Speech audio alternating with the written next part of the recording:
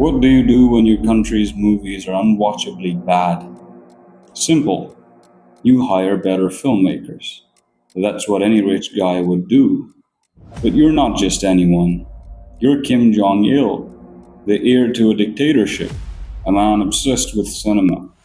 So you kidnap a South Korean actress and her ex-husband, a director, to force them to make movies for you.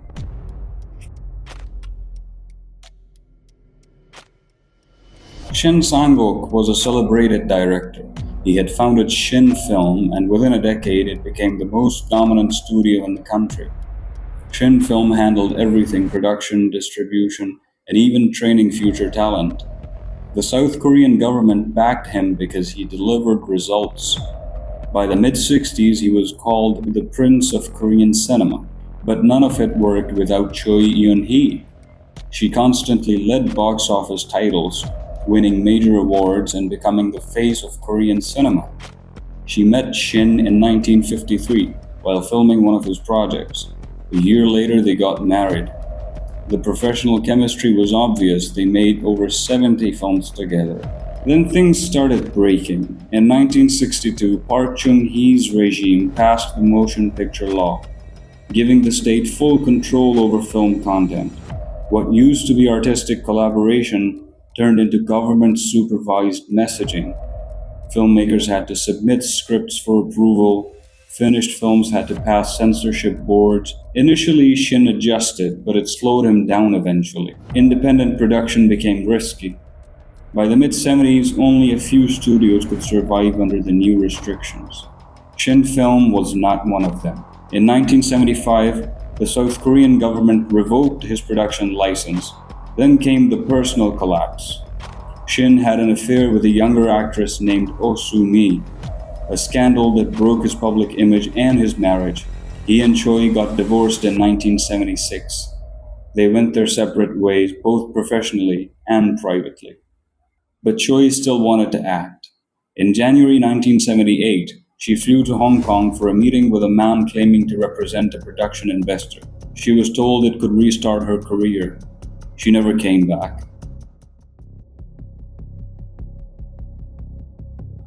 On January 14, she was driven to Repulse Bay to meet the contact, but there was no meeting. Instead, a group of men grabbed her, forced her into a vehicle and sped off. She was sedated and moved quickly by sea.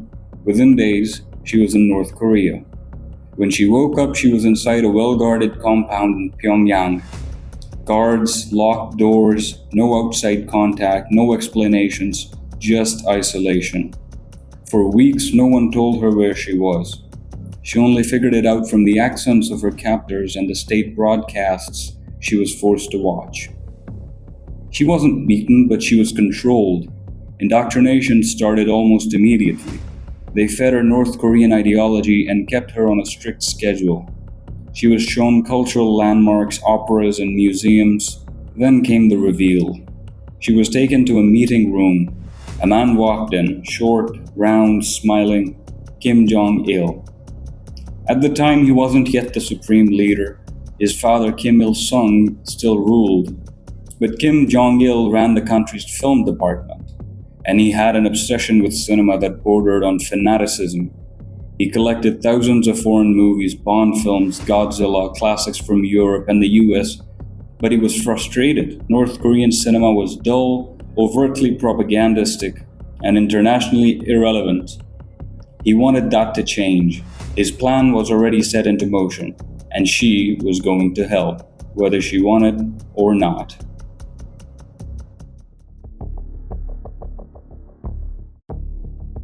Back in Seoul, Shin Sang-ok had no idea where Choi had gone. He suspected something was wrong, but there were no clues.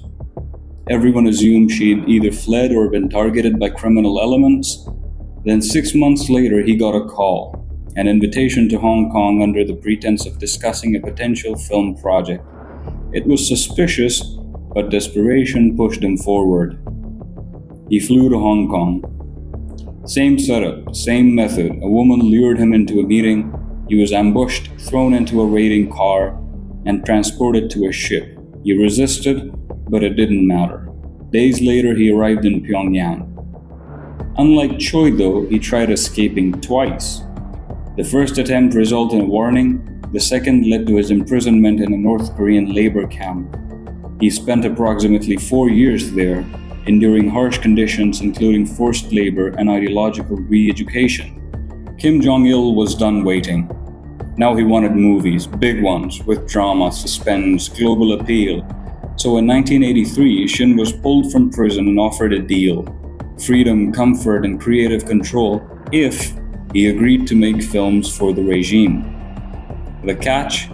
He'd be free only inside North Korea. Kim arranged a surprise meeting between Shin and Choi. It was the first time they had ever seen each other in years. Neither had known the other had been abducted. They were stunned, and in the most bizarre move yet, Kim hosted a grand public wedding ceremony reuniting the couple under the watch of the state. They agreed to cooperate, but not because they wanted to. They didn't have a choice. From 1983 to 1986, Shin and Choi became tools of the regime. They were given state funding, access to resources, and instructions to produce films that would transform North Korea's global image. Shin directed 7 films under Kim's supervision.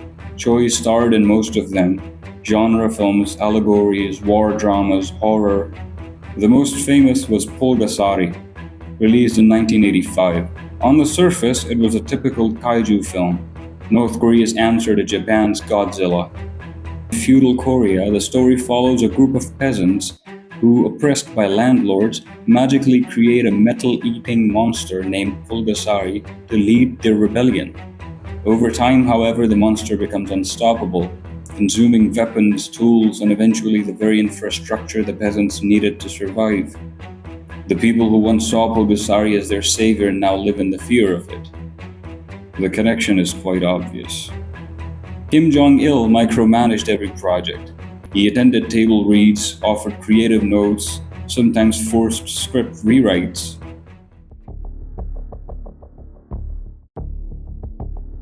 By the mid-80s, Shin and Choi had earned privileges. They traveled with handlers, lived in better conditions, attended events, but they were still prisoners.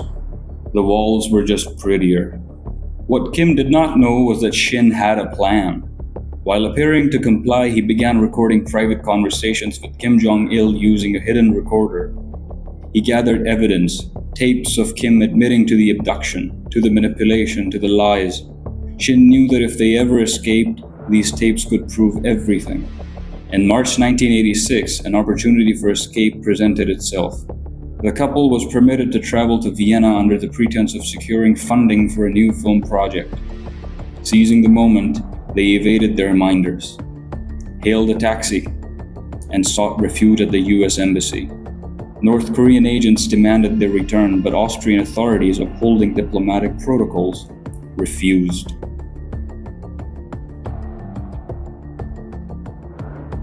When Shin and Choi resurfaced in the West, their story sounded unbelievable. 2 celebrities kidnapped by a dictator, forced to make propaganda, then escaping with secret tapes.